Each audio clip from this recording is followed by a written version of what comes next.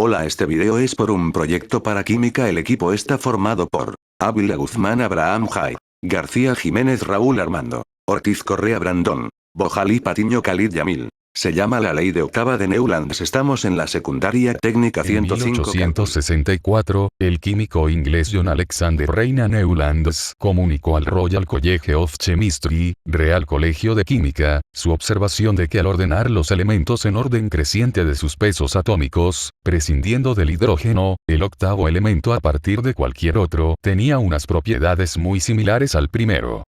John Alexander Reina Newlands, 26 de noviembre de 1837, 29 de julio de 1898, fue un químico analítico inglés que preparó en 1864 una tabla periódica de los elementos establecida según sus masas atómicas, y que señaló la ley de las octavas según la cual cada 8 elementos se tienen propiedades similares.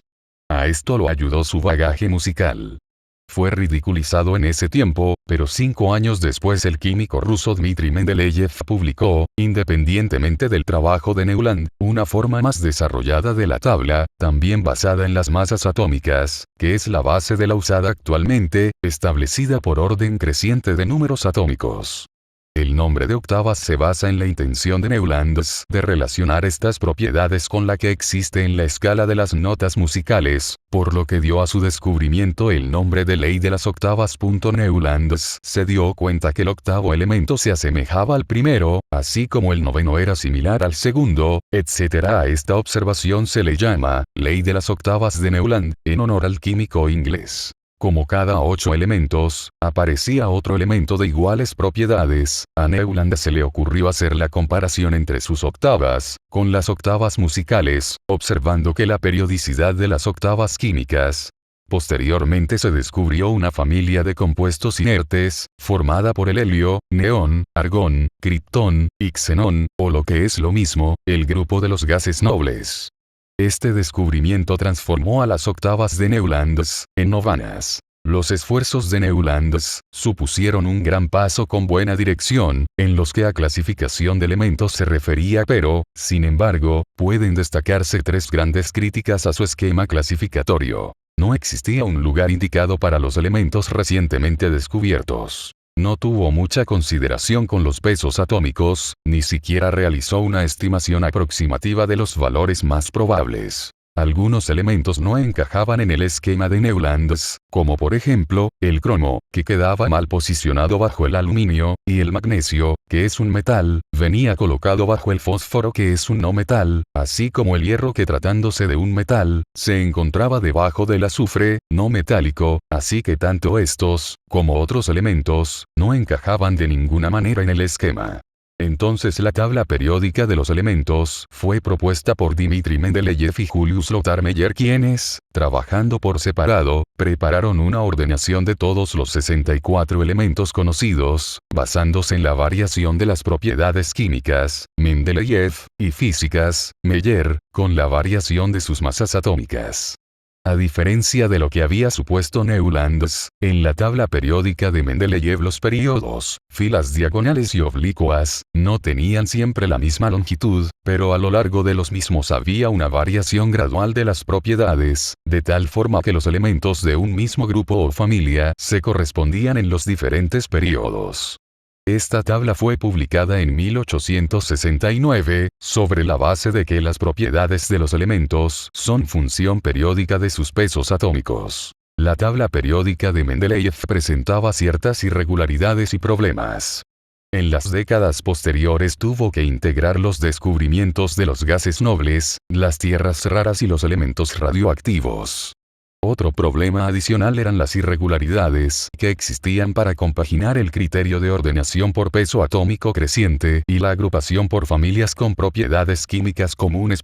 Ejemplos de esta dificultad se encuentran en las parejas telurio-yodo, argón-potasio y cobalto-níquel, en las que se hace necesario alterar el criterio de pesos atómicos crecientes en favor de la agrupación en familias con propiedades químicas semejantes.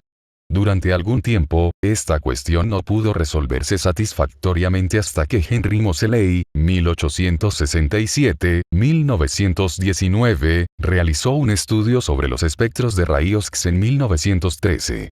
Moseley comprobó que al representar la raíz cuadrada de la frecuencia de la radiación en función del número de orden en el sistema periódico se obtenía una recta, lo cual permitía pensar que este orden no era casual, sino reflejo de alguna propiedad de la estructura atómica.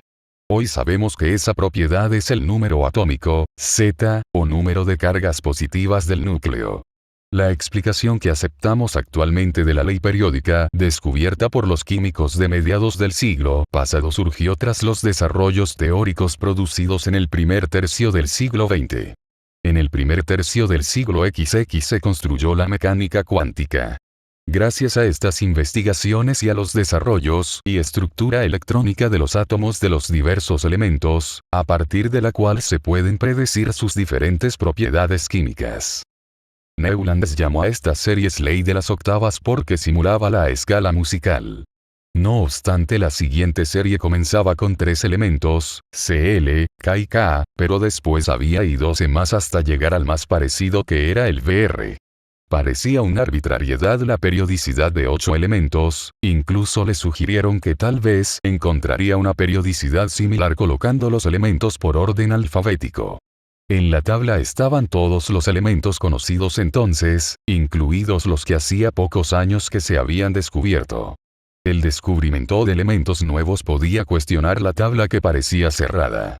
Su propuesta fue rechazada por la Sociedad Química de Londres.